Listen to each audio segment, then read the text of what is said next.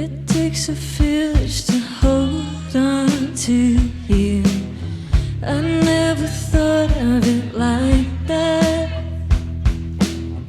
You were a sailor and I'm a bound miner. I've been a tall tree protected. You are a living sugar refinery. I am a species addicted. We go together like two peas on a knife. You keep producing the sweet stuff. I expect too much. Think I'm not enough. Sometimes what you need, you might not get from me. And that's okay, 'cause it takes a village to love you. It takes a village to love you.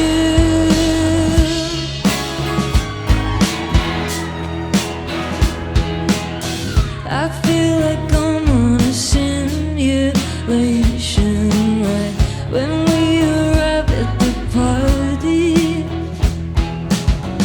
I was so quiet inside my room all day.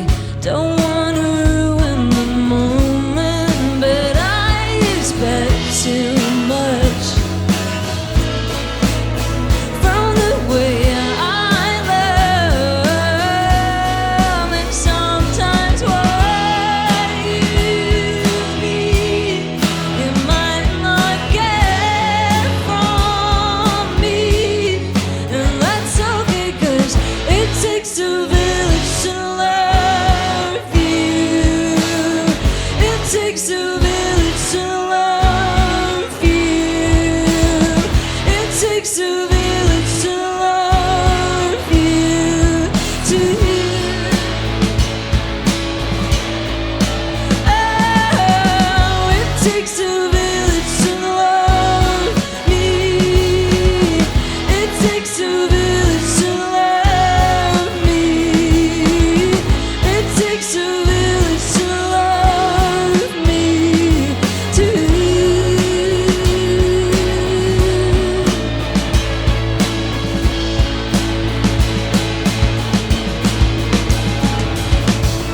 You are a living sugar refinery. I am a species addicted.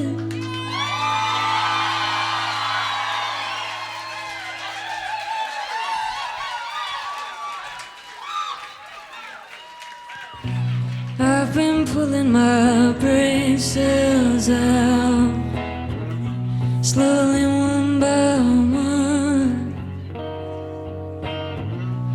holding memories too close that have nothing to do with us. I've been shooting my mouth off. It hits me in the chest. Wasn't sure if I deserved this, the way nothing can kill our love, the way nothing can kill our love. This is the way it should be. Guess I never really knew me. Gonna give you my time and all the space to grow beyond the fire.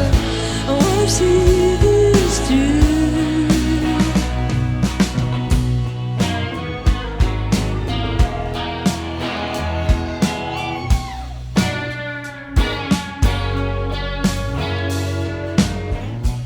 I've been making my whole mind up about who I am,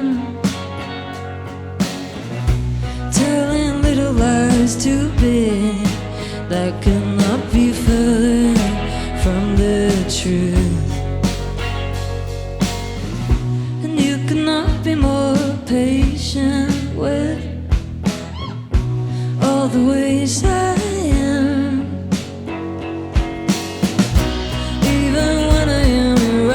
provisional. You go on and hold me tighter still. Go on and hold me tighter still. This is the way it should be. Guess I never really knew me. Gonna give you my time and all the space to grow beyond the fire. I wanna see this through.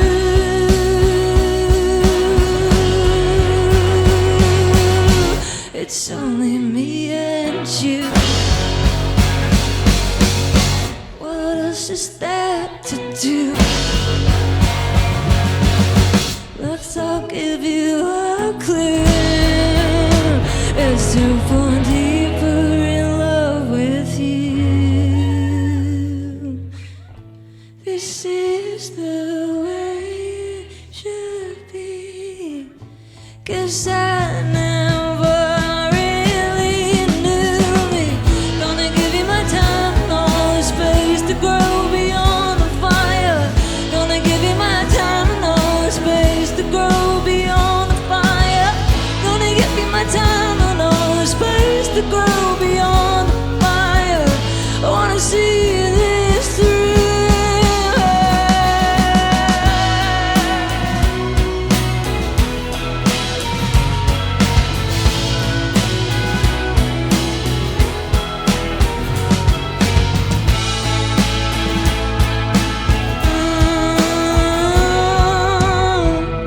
I wanna see this through.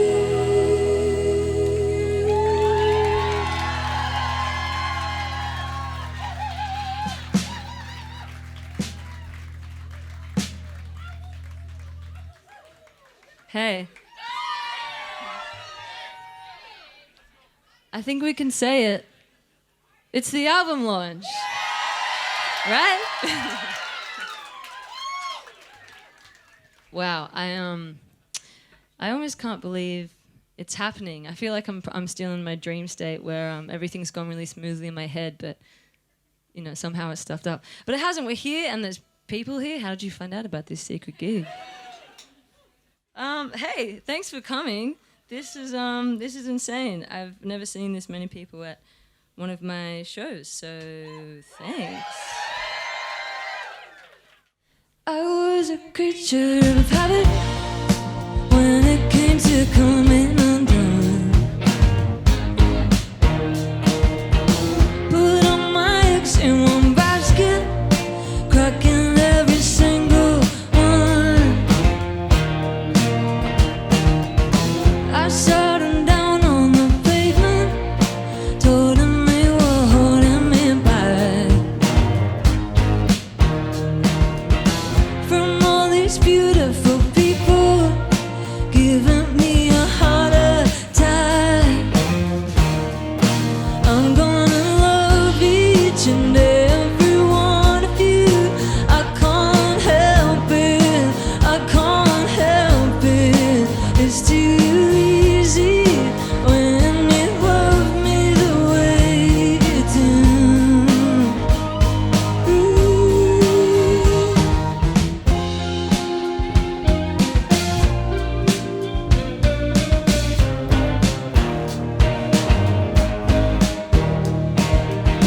What's in the water you're drinking? There must be a spell on you all. Just when I feel like I'm sinking, you're making me 12 feet tall. I'm gonna love each and every one of you. I can't help it, I can't help it. It's too easy when you love me the way you do. Ooh.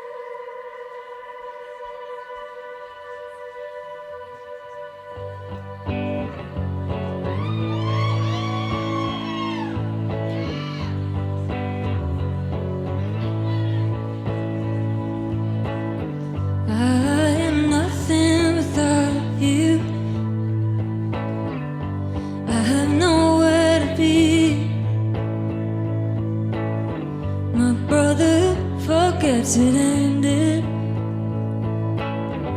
and that's enough for me.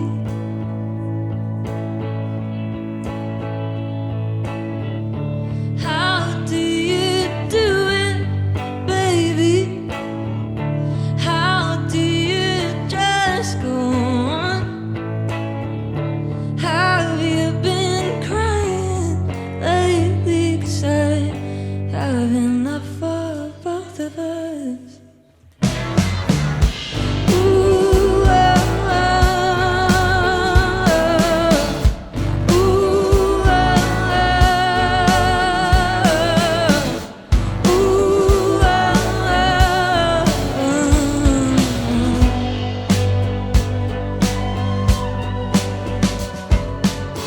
I've started missing strange things. You spray deodorant routine. It would choke me in the morning while I was still trying to sleep. How do you do it, baby? How do you just go on? Have you been crying lately? 'Cause I have enough for everyone. Ooh, oh, oh. Ooh, oh, oh. Ooh,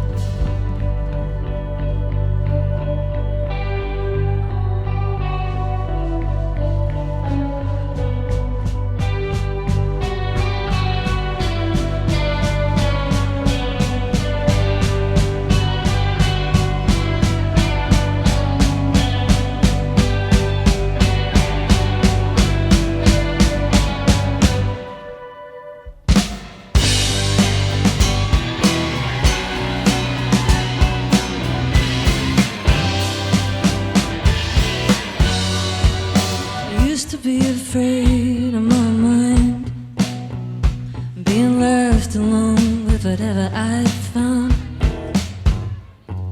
But now I'm more afraid of what I won't find. what's left will end up letting you down. They say if you remain very still and hold your breath for as long as you can,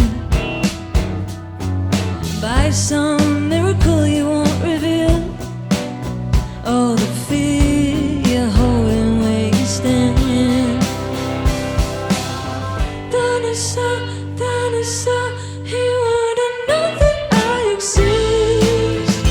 I wish we were the same, although we're just the opposite. I hide away again.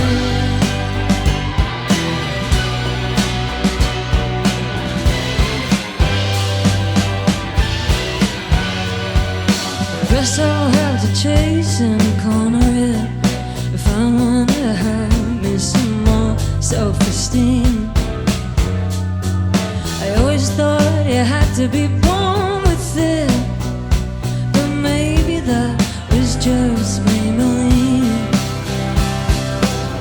Dinosaur, dinosaur, he wouldn't know that I exist.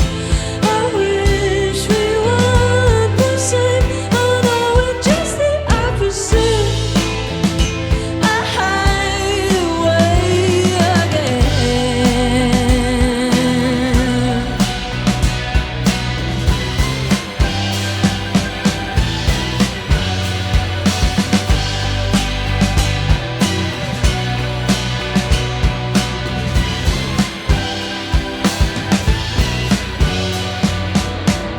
I made the cage I'm in. I'm blinded by nothing outside of my skin.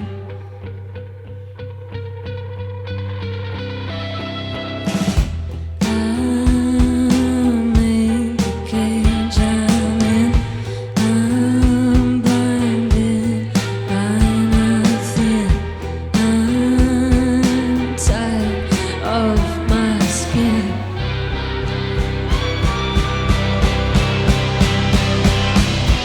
I made the cage I'm in. I'm blinded by nothing outside of my skin.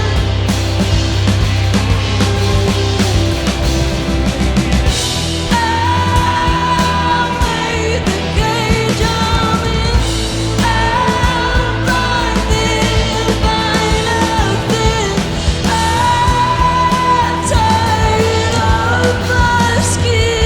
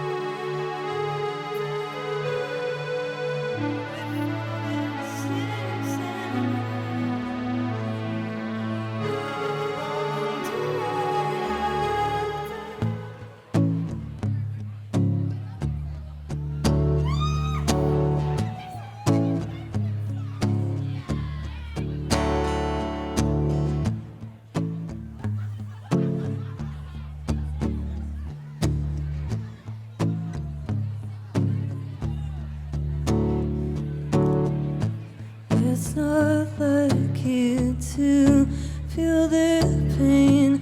It makes you patient with the idea of change. You had a tendency to bring out the worst in me.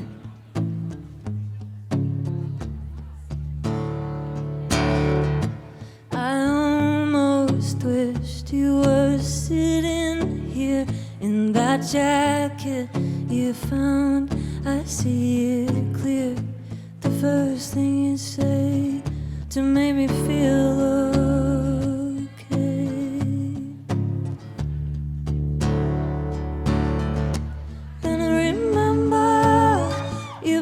probably find a way to cut me down and get jealous.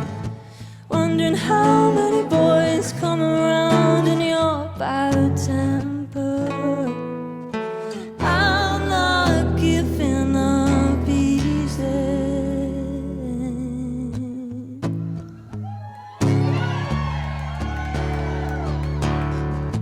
It's crazy what love can do to your brain.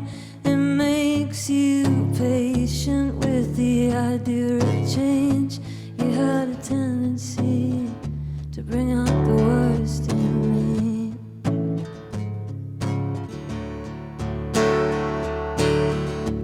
And I remember you'll probably find a way to cut me down and get jealous.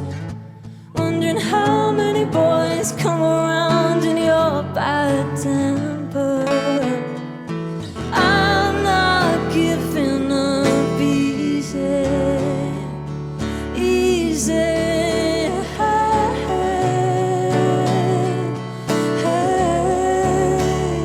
You're not the only one who can please me, please me.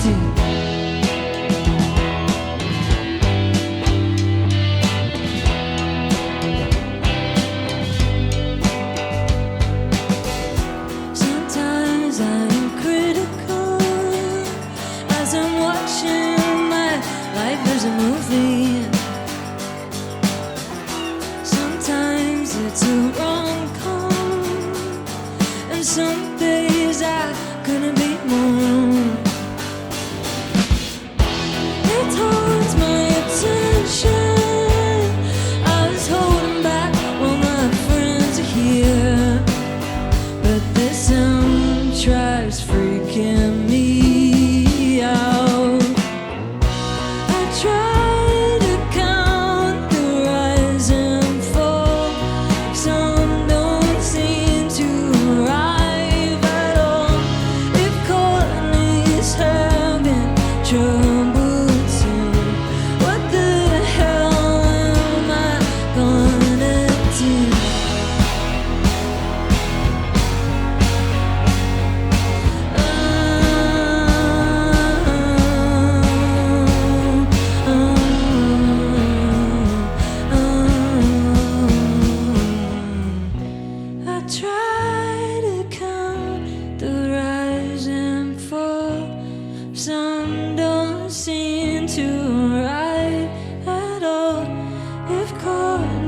Courtney's having trouble too.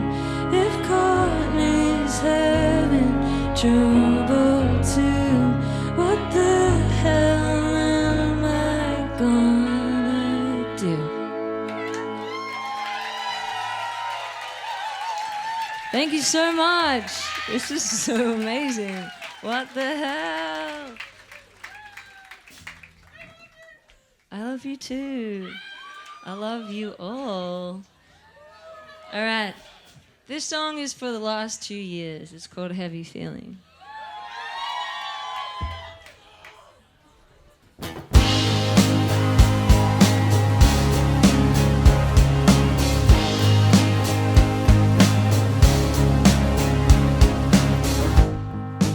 Waking up to the sleeping in my pillow, I hear them, and I say nice things about me.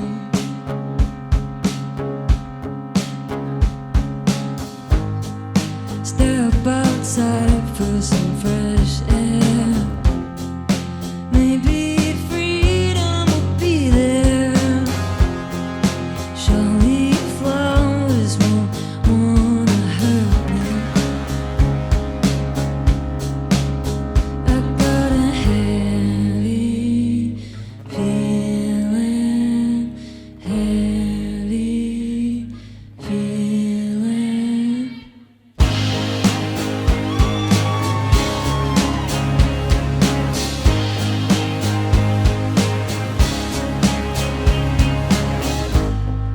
Start to stare at the strangers. Do they notice my stained shirt? Are they thinking nice things about me?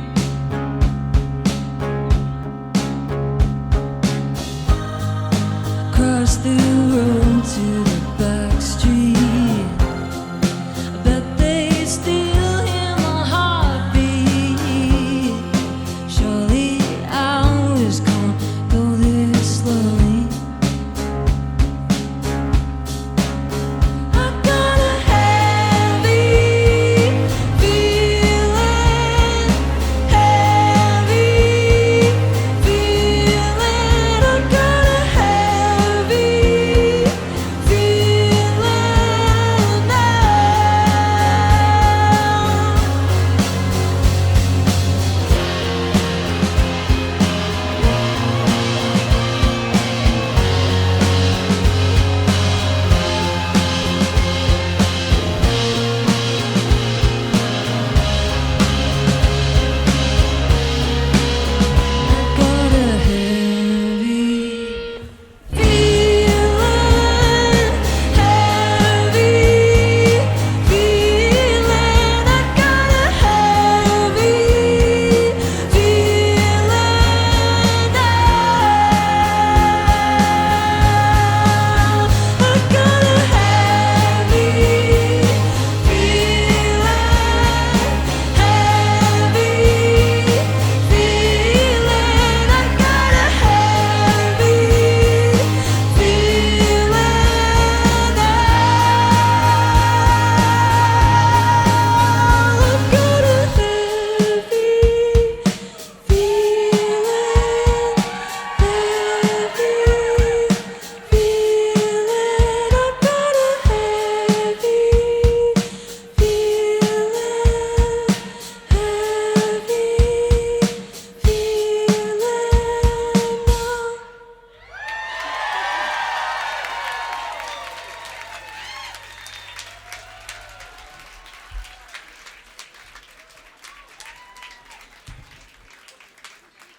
The Melbourne Indie Choir, everybody.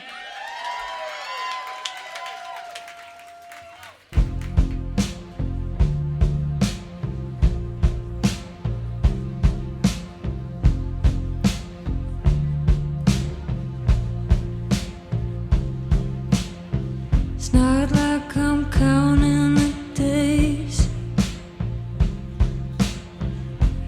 but it's been 25. You're out there, kid.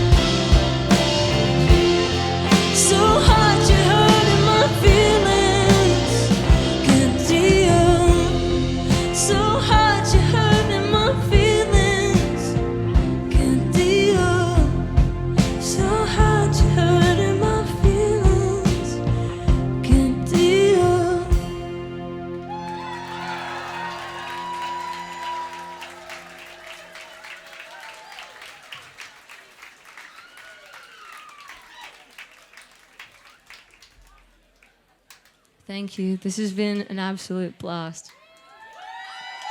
I think I haven't really registered that this is happening right now yet, but maybe after the show I'll collapse. Thank you so much for coming, and can we please have a big round of applause for everyone that's worked on this to get this here tonight. We've got the sound people, the camera crew, my beautiful, beautiful band. We've got Lauren on bass.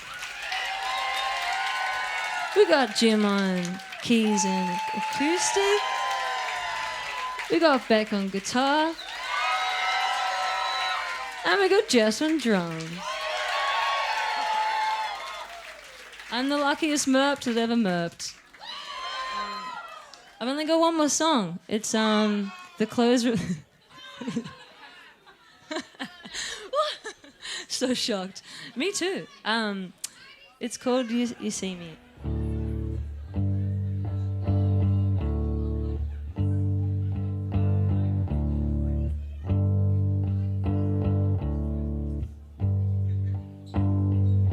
She walks into frame, nobody's looking at their feet. She cracks a smile on the front step for the back wall in the room. Lovers taking shape, come here, there's someone you should meet. You say the friendship's a safe bet if I can't have love in you. I try to make a home here, settle down,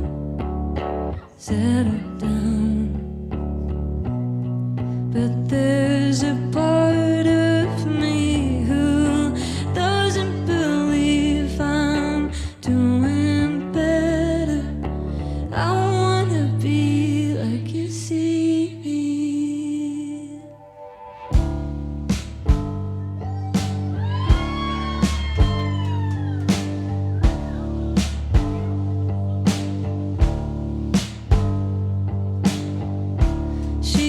Taking care, leaves you to talk to her new friend. You got a lot to catch up on since high school faded out. She sits over there, you're looking over now and then. You think you are the lucky one, you always make her proud. I try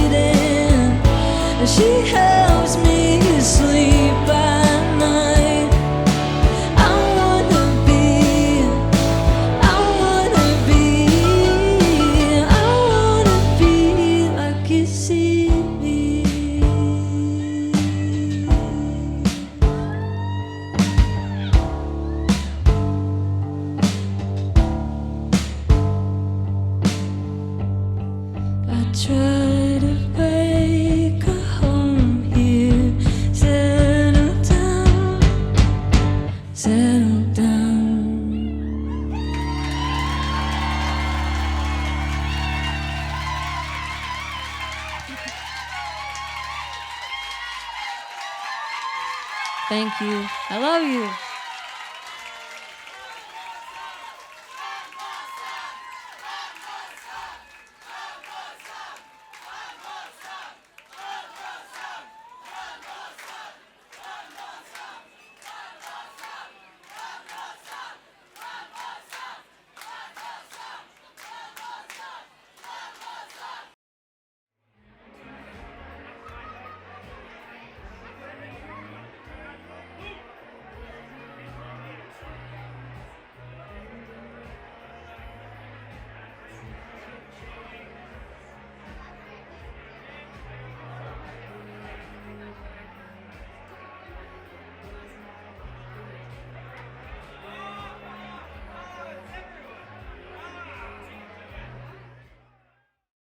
Hello, everybody. I'm Rhiannon from Merpire, and you might be here because you've just watched my online album launch at the corner. So thank you for watching that. It was probably one of the best nights of my life. And if you're wondering what you're doing here now, I am chatting to the wonderful Ash King, who is a psychologist with Support Act. And we're going to have a chat about mental health in artists. And as well, we've got on the line Glenda, who is from Auslan Stage Left, and she's an Auslan interpreter. So hello, Glenda. Hello, Ash. Thanks for coming on board today. How you going? Pretty good. Yeah, excited to be chatting about this. Obviously, music and mental health is my jam. I spent over 10 years working as a musician and performer in the industry. So it's really sort of a combination of both my interests and passion. So grateful to have the chat. Awesome. Well, yeah, thanks again for joining me. I've been writing about mental health in my music, basically as a way to share my anxieties that I get a lot from time to time on stage and off the stage. And it's a way for me to, talk about in a cathartic way. And over the last couple of years, I've learnt that through writing that and sharing it with the world, that other people can relate. And it's been a really nice thing to share with others. And so I thought, while I'm learning so much about my own mental health and how to find positivities in things that are challenging, I thought this could be a good opportunity to share my learnings and your learnings through talking to artists and what you've studied. While we're talking music. So I thought I would maybe ask first if you're finding some recurring themes around, chatting to different artists post lockdown in the way of trying to stay motivated to keep doing music after we've had such a challenging time. Yeah, so I think, that the mental health of artists and people across the music industry more broadly is generally seen to be a bit more of an issue than in the general population. So we've seen in a recent number of studies, and these are all studies that came out before the pandemic even happened, that, sometimes rates of anxiety and depression are, 5 to 10 times higher in people who work in music. So obviously the pandemic came along and pretty much obliterated the industry for the better part of 2 years. And people are really feeling the weight of that. They're really feeling a disconnection from maybe their audience, from their ability to get out and tour, perform live, but also, I guess, disconnected from maybe the motivational passion that they had. Lots of people, everyone's different and everyone's experiences are going to be different in light of the pandemic. Some people maybe realize that the stability they had from, certain funding that they got throughout the pandemic period was kind of nice for them. And they're like, well, maybe I want to find some work where I can, get a reliable paycheck week by week. So people hopefully have learned a little bit about themselves, have learned what they need, but maybe have learned a little bit more about their connection with music and the art that they create. And I'm really hoping that, given that we're moving into a new period now where things are starting to open up, that we're going to be hearing more of these stories and these experiences from creatives who have been sort of torn from the scene for the past 2 years.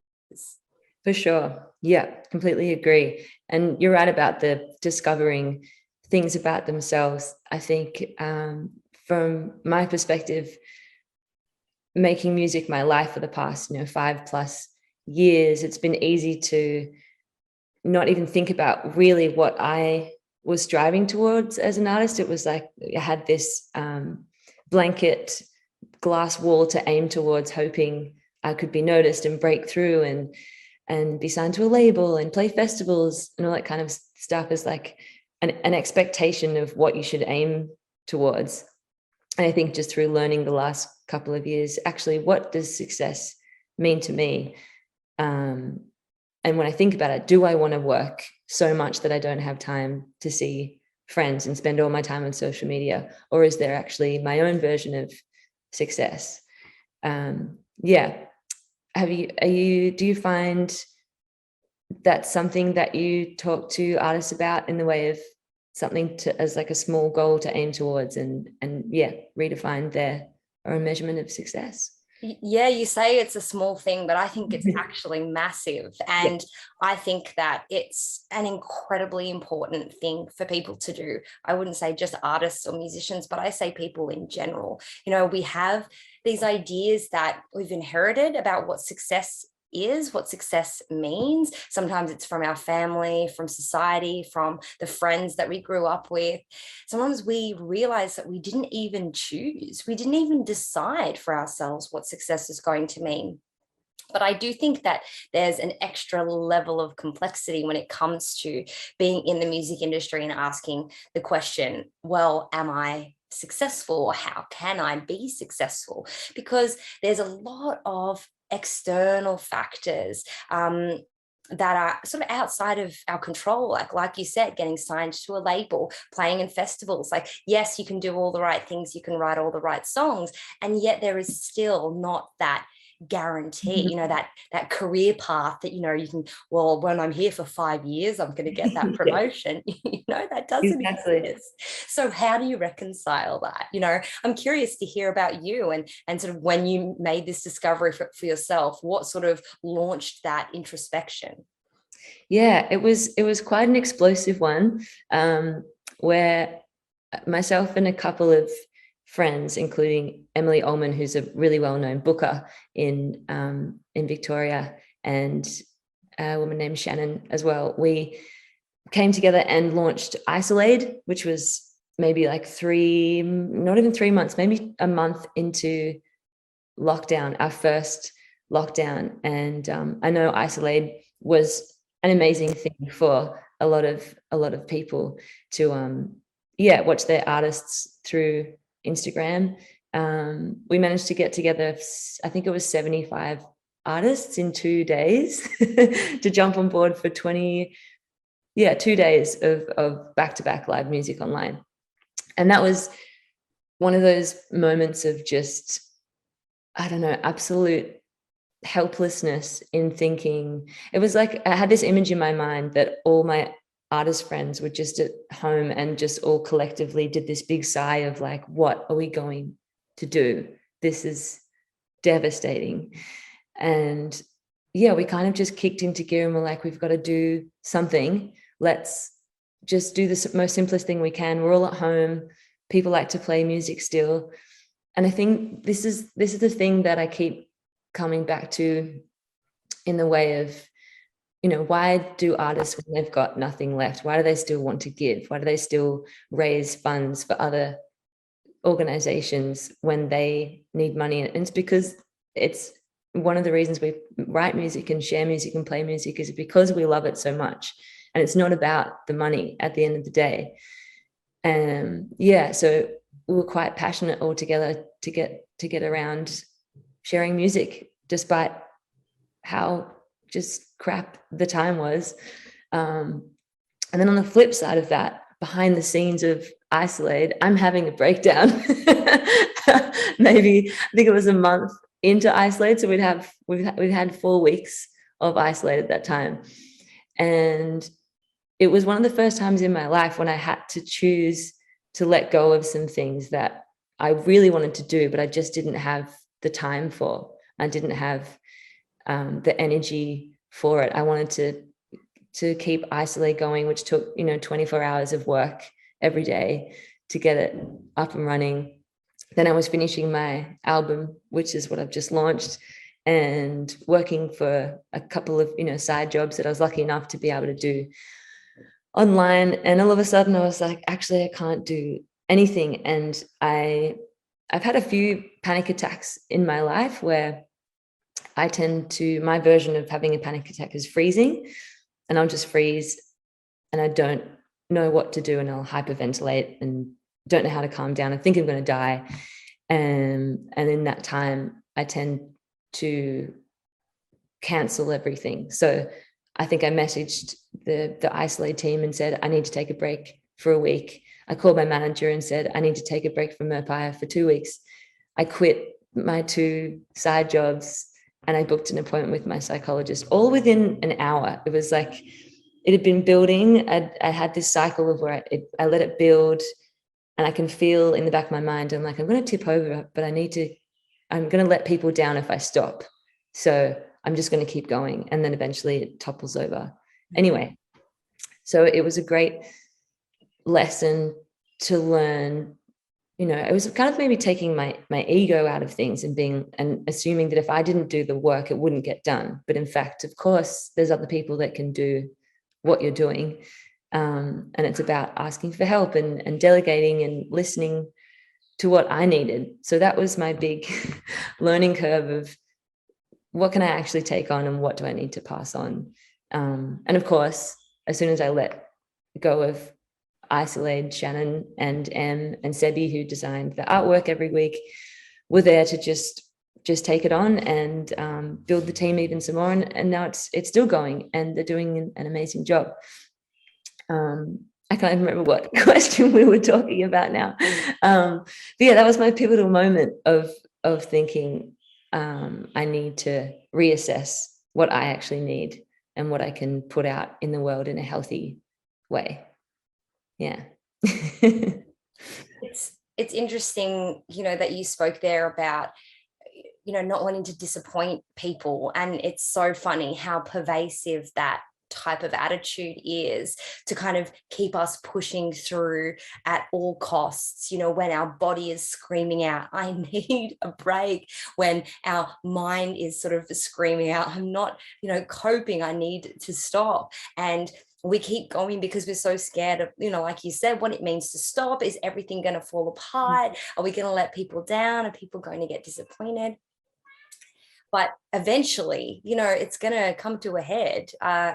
With my clients and the work I do, we talk about a traffic light system, almost like, when you're sitting on amber and then at a certain point, you're going to tip over into red. That's burnout. That's, I guess where you're having to cancel everything, literally can't show up for any of the jobs or duties that I have. I just don't have the capacity to do that. And it can be really empowering, I guess, to start to learn, okay, well, when do you know when your body is tipping over into the amber? Like, when is your traffic light system headed to the red? And then what do you know you need? Like, what can you give yourself in those moments? Because that kind of helps sustain us a little bit more, so that we're not constantly reaching this burnout point where we're crashing and burning. Yeah, for sure. That's a really good system. I like the traffic light analogy. I also think of it like like Schweppes lemonade 2-liter bottle, and if I let some fizz out, it's not going to explode when I do finally open it. yeah And you're gonna open it at some point, because we need that sweet lemonade. Exactly. Exactly. Yeah. And I mean, I find like I've learned, and this is something I'm still learning, to make priority lists. Like, I'm a big list person. Otherwise, my list rolls around in my head and I feel like I'm never going to have a break. And so if I write down everything I feel like I need to do, and then prioritize certain things to do on certain days, so I don't feel like I have to do everything in one day. Yeah, that's a great system. We can't multitask. We actually can't. It feels like we can, but from the neuroimaging studies, it's shown that we're actually ticking between one task and then ticking back to the other. And that sort of takes effort. That takes an amount of energy to do that. So, people who tell me, oh, I'll remember all the stuff that I've got going on. It's like, dude, like, that's seriously like you multitasking a number of projects in your mind at all times. And no wonder you're bloody stressed. Like, you can't keep, ticking through them all without giving yourself, some sense of, oh my God, I've got so much happening. Exactly. And I'm self-managed at the moment, and we just finished our last 2 shows in Point Lonsdale and Castlemaine. And, I thought I had everything sorted. And then we get to the venue and one band member's like, oh, did we need bedding for the accom tonight? I'm like, crap, I don't know. And what's on our rider for the show? Crap, I don't know. It's like, okay, you just can't have everything sorted all the time. And I think that's another thing to say for anyone who is working in the music industry, especially artists, is like, oh, cool, you've got this idea that you want to be a music artist. Well, congratulations. Along with being a music artist, you're also going to be a marketer, publicity manager, tour manager. You know, you're going to be pretty much the broadest list of jobs, because that's kind of what it takes, particularly when people are starting off too. You don't have the luxury of someone kind of doing everything for you. You have to really hustle yourself. And I think that that's another really big load of pressure to put on anyone. For sure. And yeah, I mean, speaking of that, I'd love to chat about how much your community is important to you. And again, something I'm learning even last night, with the thought of everything's opening up now. We can start playing shows, whether it's some tiny pubs around town or a big, Australian tour or international tour. As an artist who's self-managed or just starting out, and a tour is maybe the first tour you're doing with your band, or even if you're solo, I'm realizing now the importance of delegating certain things. And I think, I'm Merpire, obviously, and then I hire my band to play with me. So we don't share the load as such. I kind of send them a worksheet and send them accommodation we're going to have and all that kind of thing. But even again, last night in Castlemaine, my guitarist Beck kindly pulled me aside and said, "Hey, I know we've got a bunch of shows coming up next month. If you need me to guitar tech for you, then you can just be backstage doing your warm-ups and your meditation and having tea and whatever you need to, so that you're not stressed about that one thing." And I was like, that is so helpful and so nice. And I would never have thought to ask. So it was a good reminder to, chat to your bandmates and think, how can we all make it a little easier for each other? I think especially touring, it's exciting coming out of lockdown. You might want to drink every night. And I think as clinical maybe as it feels to get the band together and sit them down and work out, hey, how do we want to make this a sustainable tour? It only takes one conversation to say, we want to party, but maybe let's wait until the last show, or do what you like, but we need to all turn up and be on for the show, because that's the most important part. And just supporting each other. Like, I for one need more alone time when I know I'm going to be crammed in a van with a lot of people. I love them all, but I need some alone time. And as soon as I voice that, it's again nerve-wracking. I don't want them to hate me, but they don't. They say, of course, and then it just makes it that little bit easier on the road. I think that's a really great idea, and I hope that that's something that will be able to sort of be embraced by musicians and music communities sort of within the Aussie music scene, because having that conversation of just going, okay, so what do I need, and also what do we want from this? What do we want from this tour?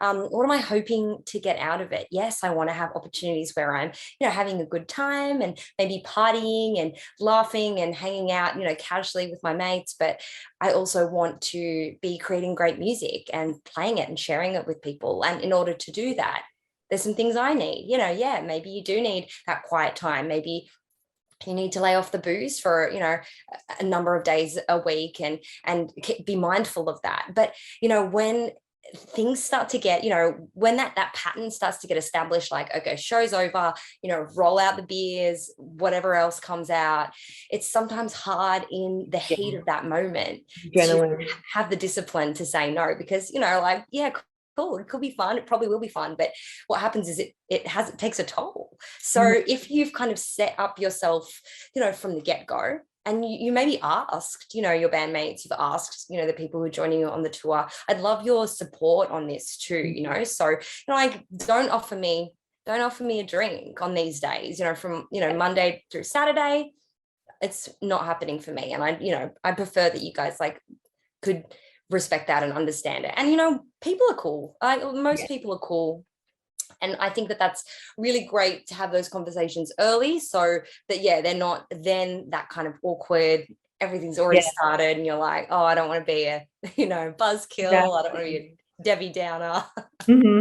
Yeah, and the after the fact, like, I wish we didn't do that. I guess, I mean, you're not going to do everything perfectly. Perfect. I think that's the other thing of having 2 years to dwell on, like, how can I just make my music life perfect now? It's like 2 years of being like, right, touring, we're going to do this. So at the same time, I know I have to remember to allow for not mistakes, but just like things to learn, not to do the next time or whatever. And with some compassion too, because Exactly. you shouldn't see those experiences as evidence that, oh, well, that means I'm not a very good musician, or that means that I didn't organize this well enough. We're often rushed to self-criticism in those moments, but this could be an opportunity for you to go, oh, cool. All right, well, I mean, that didn't go like I thought. So maybe next time I'll make sure that I do X, Y, Z. Yeah, totally. And on that as well, something else that just popped into my head that could be cool. Speaking of the criticism thing, I'm definitely that person. When I come off stage, I've had a wonderful time, of course, always do, but I'm always going to think about the one thing or 5 things that I did wrong. Like, oh, I didn't quite hit that note, or I stuffed up that chord. So it could be fun for people when they come off stage, whether it's with their friend waiting for them to greet them and say, you've done a great job, or they've got bandmates to say, yep, I did this thing wrong, but I did these 3 things really well, or something like that. Yeah. You could even, if you don't have another person to share that with too, which, I mean, it would be good if you did, but, you could always do it yourself. You could have a little, like, my wins and misses or something for this gig, and quickly write them down and try not to, get stuck there for too long, but let yourself say, okay, those were really, they went really well today. These are the things that went not so well, and maybe I want to work on improving them for next time. And then, shut your phone off or close the notebook and be like, I can address that when I have the time and energy. And you also have less of that emotional link to that gig. I've definitely done the same thing when I've sort of run a workshop or done something where, I'm like, oh God, there were some things that happened, and, or like the tech didn't work right, or my presentation, broke, or I had the wrong slide here. And after the presentation finishes, like, my brain is going through all of these mistakes, and I'm like, oh my God. But what I've started to do is, okay, I might create a little list. These were the things that I wanted to work on for next time. And I close the list. I don't go straight into it. I give myself a break. I go and unwind, maybe take a walk, do something else. Yeah. And then you'll realize when you come back to that list, you're not taking it quite so personally. You're like, cool, I can learn, I can grow from these misses, and I can feel good about those things that I actually think I really killed on the night. Yeah, that's so true. I like the idea of, closing it for another time rather than when you're emotionally invested in what's just happened. That's a good point. Do you have artists that you work with that maybe ask you, how do I get way less nervous before going on stage? Like, I've got some friends who are cripplingly nervous to go on stage, who have routines that they need to do. Do you have some clients like that? Well, I think that something like what you're referring to, which we call sort of performance anxiety, is pretty common, not only just for musicians, but it's actually, if we're talking about sort of performance phobia, it's actually the most common phobia. You hear people, they're afraid to get up and do a speech publicly. It's the same thing.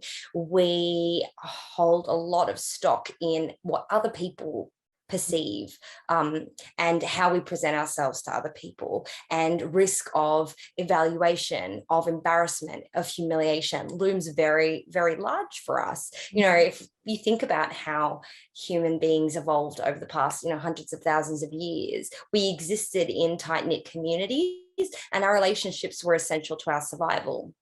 So we really needed to, try not to do anything to jeopardize those relationships, lest we could be, at risk. We could be cast out, we could be exiled, and that could mean death. So sometimes feeling like we're going to get rejected after putting on a bad show can literally feel like it's a life or death situation for us. So that's kind of where that anxiety comes from. And so I think one of my favorite methods in confronting this is that emotions are not concrete things that, you can take a magnifying glass and look inside your brain and inside your body and find, oh, there it is, that's anxiety. Oh, there it is, that's sadness. Oh, there it is, that's joy. So there's a kind of lot of wiggle room for us when it comes to our emotions to interpret them accordingly, and to interpret them in ways that can actually serve us rather than hurt us. Anxiety is one of them, particularly something like performance anxiety, because if you ask people the question between when they feel excited and when they feel anxious, a lot of those feelings and symptoms and sensations are the same, except we understand excitement and anxiety very differently, right? One of them is a good feeling, ooh, excited. One of them is a bad feeling, anxious, like nervous. I don't want that. That type of system, when it kicks off in our body, is really just our body's way of charging us up to face a challenge that it deems important, significant, and maybe, you know, difficult or challenging in some kind of a way. So it's natural that our bodies are going to be hyped up a little bit more. Yeah, our heart rate's probably going to go up. We might find ourselves, you know, feeling a little bit tense, a little bit sweaty or whatever. And that's, I think, completely normal and natural. It starts to get problematic when we see those signs and we're like, oh my God, I am so nervous. I am so nervous. I'm feeling this way because I'm not prepared. I'm feeling this way because I'm going to do a bad job. I'm going to get out there. I'm going to mess it up. So you see how your mind can then start to tell this new story. And obviously those thoughts and those fears, even if as they're, you know, swirling around in your mind, they kick off that feeling of anxiety and fear again in your body. So your body is just then swimming in this, oh God, I was nervous, or maybe I was excited before, but now it's next level. So yeah, that's kind of how we understand, you know, something like performance anxiety. That's really cool. I never thought about that, to think of comparing anxiety with excitement and feeling like, well, I feel these similar feelings when I'm excited, so maybe I'm actually excited. Yeah, that's amazing. And it's a much less threatening, isn't it, to acknowledge that? Yeah, that's really cool. And I guess it happens when you care about something so much, whether it's the thing you're about to do or, as you were saying, your performance for the thing. Yeah, that's really cool. Something else I find helpful as a singer is to do some warm-ups, obviously, to help with your voice, but it's like a forced meditation routine as well, to have to breathe so slowly and deeply. But again, it's only something I learned over the last maybe 3 or 4 years of giving myself permission to do that before a show, and also telling my bandmates, this is what I'm going to need to do, because I don't know where I got this idea from. Maybe movies where you see singers that are absolute divas, or celebrities that are absolute divas, but maybe it's just that they know what they need, and the media makes it out like they're so demanding that they need all these things, but actually they're just taking care of their health before going on stage. Yeah, I mean, you're hardly asking for, 5 thoroughbred, Pomeranian puppies lined up with pink ribbons, as well as like 15 bottles of Dom Perignon poured into a bathtub so that you can do your vocal warm-ups. Like there's a difference there. And I think, you speak to something very relevant in the breathing, because see, our breath is an incredible anchor, as something that we have we have a level of control over our breathing, the type of control that we don't necessarily have over our heart rate. Like, I can't tell you, all right, sit down here and slow your heart rate down. Like, you can't really do that, but our breath, we can. And our breath then is linked to our nervous system. So when we are in that sort of, fight or flight response, that sort of anxious response of, everything going 100 million miles a minute, if we want to try and engage the more restful and restorative parts of our nervous system, we can engage that through our breathing. And that can be done particularly when we take longer exhales than inhales. Okay. And it's just, that sort of mindful, conscious breathing for, a few rounds. And rest assured, like, you feel differently. Like, it just sometimes takes that moment for you to go, okay, I've just given myself a little bit of space from that, and I think I can do this. And it's something so simple that you wouldn't think is just there in your body, ready to do. We do it so, as you say, not consciously. It's just always happening, right? We neglect to consider the power of the breath, and it's definitely there at all times whenever you need it. So I mean, even while you were just telling me about this, I was doing that and finding myself getting less nervous for this session, because I'm nervous, everybody. And in fact, when I do have Zooms like this, I don't have it today, which again made me a little bit more nervous, but I'll have like a little eye pillow filled with lavender just to play with in my hands, in my lap, because I need something to do with my hands when I'm feeling a bit socially anxious. So that's another fun tip. Or something in your pockets. If you I sing a lot about social anxiety, so I find if I'm feeling anxious around a lot of people, even if they're my friends, I'll have like my lip smacker. I'm not 5. Chapstick. What's better than lip smacker? Something with a lid on it I can flick.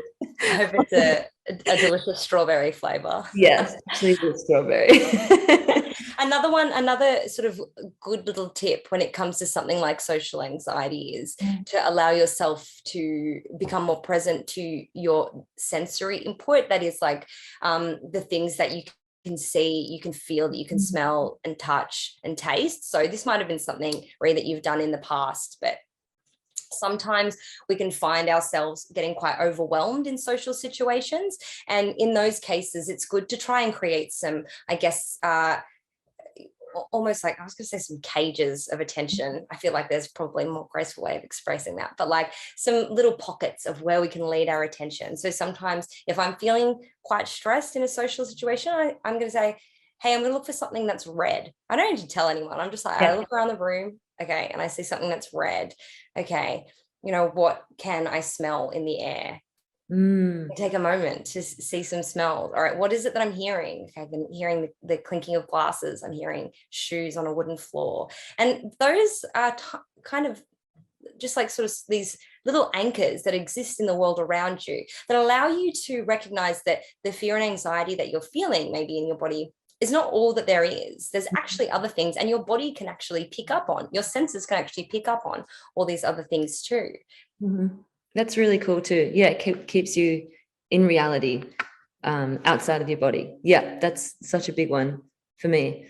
I was just thinking too with social anxiety. So the reason I called this Zoom session with you after, in brackets, the party, is the idea of before I became a performance artist. I saw lots of dream bands on stage, and I'm like, wow, that's exactly where I want to be. I bet they're just having the best time all the time, and when they leave the stage they have this big after party and they're getting photos and champagne and they're loving life. And for a long time I thought I was strange for not wanting or not feeling like I wanted to do that. I would come off the stage and be really psyched to be there, but it would have been such an expelling of energy and giving so much of myself that I didn't really have much left to give. And maybe that's because I'm a little more introverted than extroverted, although I'd say I'm, pretty balanced in that way. But because I hadn't spoken to anyone about it, I didn't know that that was something normal to feel. It was just, I'm feeling something that's wrong and I shouldn't feel that. So, yeah, I guess if there's any artists that are just starting to perform at the moment, I just really encourage you to talk about whatever you're feeling that you think is not quite right, or you think you should be feeling a different way. I just bet there's so many people that are feeling very similarly. And it's just about, as we were talking about just before, learning what you need. So before I go on stage, like a big show like the album launch last week, my band knows that I don't really want to talk to anyone outside the band bubble until after the show, because I just am so distracted and thinking, do I have everything sorted? Should I be resting my voice? Is everyone okay? I'm just not present with whoever I'm speaking to, and I feel rude. So then I add another layer of like, you're being rude, and that's not a nice thing to be. So if I just stay away backstage until after the show, when I've got that adrenaline to come down slowly and see my friends, then it makes me less nervous to go on stage in the first place. I think you spoke to something that's really quite interesting and has a long kind of sacred history, and that is, making acknowledging time and space for sacred spaces. We've had sort of rites of passage throughout time, different things that we would pass through that would be important for us. And I think that we, maybe if you're connected to sort of religion, you might have access to some of those experiences now. I would consider music to be one of them, particularly if you are lucky enough to be someone who's making it. And so I think that acknowledging the time that you spend out on stage, yes, that's sacred. There is the communion, of you and the audience and you and your bandmates, and you're up there and you're creating and you're sharing. But I think before and after, there's also, I think we should offer permission for those to be sacred spaces too.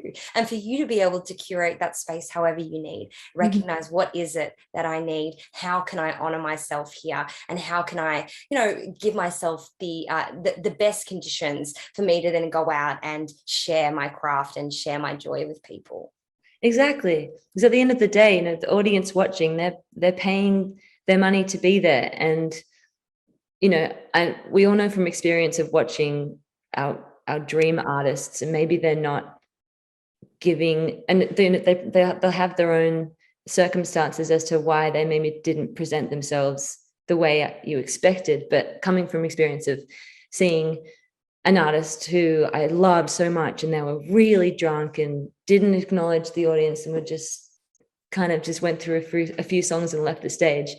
I remember that being absolutely devastating, because I built up this, they're my world kind of thing. And I'm not saying that I'm perfect on stage, but I take it seriously in that I know some people in the audience have been wanting to come to a show for a long time. And so it's my job almost to just give the best version of my music that I can.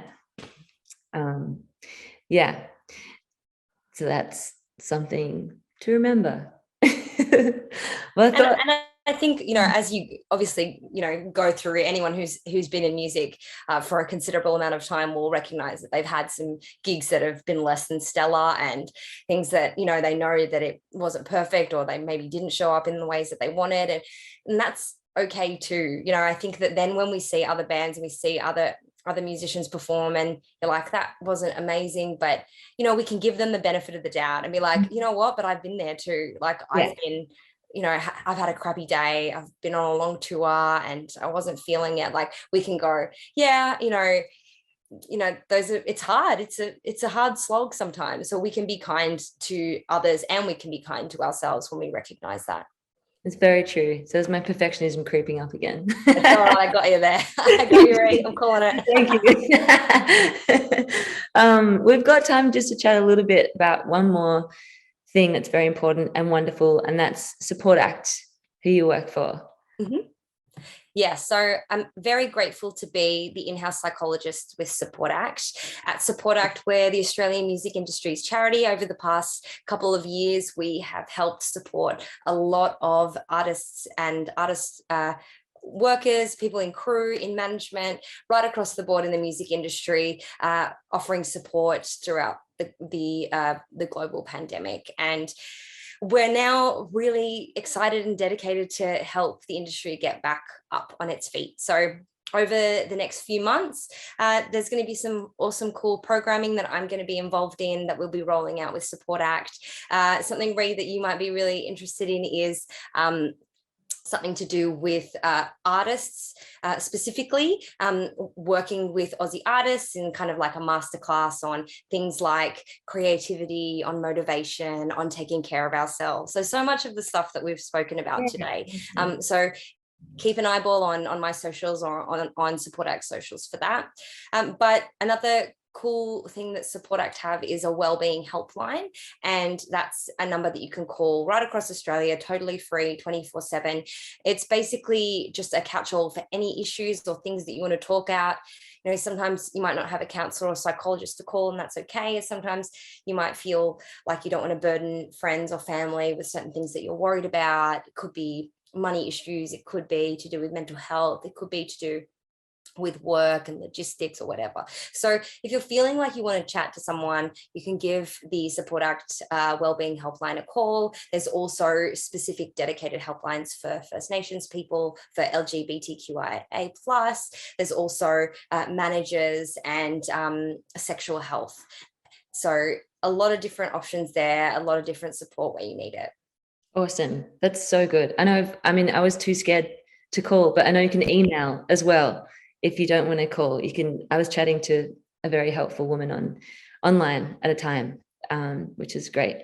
Yeah, Support Act have personally really helped me over the last 2 years, even with a one-off crisis relief grant, which I think you can still apply for. Yeah, it's super handy, and that can go towards not just stuff to do with music. It could be rent or like a dental bill that you can't, manage to get enough money for. So that's really cool. Yeah. And everyone, it's one of those things that people are like, oh no, this is for people who are in real crisis. It's like, we're here for people in the music industry and we want to be able to help as many people as we can. So yeah, don't be shy. It's sometimes hard and uncomfortable to reach out for help. But sometimes, you recognize that it's there because, sometimes we all need it. Exactly. Yeah. I did this again, the same thing. I emailed and said, I'm thinking about applying for this relief grant, but I'm not sure. Do you have enough money to go around if I apply? And again, got a call and we talked about it and talked about what I'm going through and what I need. And yeah, found a spot. Well, thank you so much to both you, Ash and Glenda. Thank you so much for jumping online to have a chat with me today. Future me. So this is, you're watching it in the future now, but future me is going to be on the chat on the Zoom. And then future me is probably saying something really funny right now. Here I am. Hi, Pastor Rhiannon. Hi, future Rhiannon, etc. So I'm going to be here to chat if anyone wants to ask me questions or find out a little more about some support lines and things like that. So thank you. I hope everyone has a lovely morning, afternoon, or night, wherever we are at that time. And catch you at another show soon. Thanks, Ash. Thanks. Ray. Bye.